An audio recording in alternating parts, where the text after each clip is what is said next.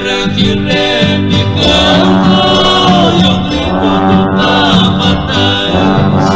Um caboclo ali passava, quando veio os tristes sais, o seu corpo arrepiou, porque o medo foi demais. Boiadeira meia-noite não existia em Goiás.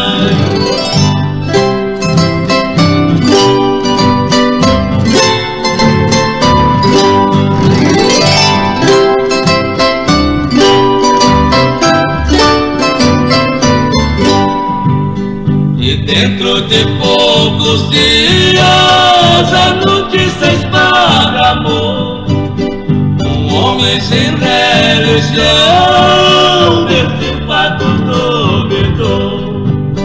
Foi dormir dentro da mata pra mostrar o seu valor.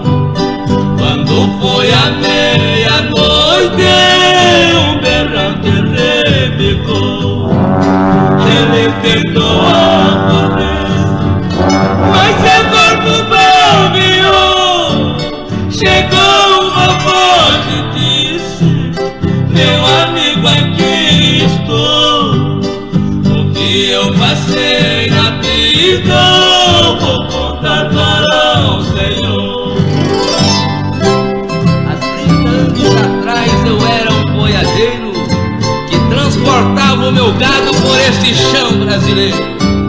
Por maldade e covardia, o meu falso companheiro, que tirou a minha vida pra roubar o meu dinheiro, me deixou dentro da mata, bem pertinho de um cruzeiro, onde eu toco o meu berrante relembrando os companheiros.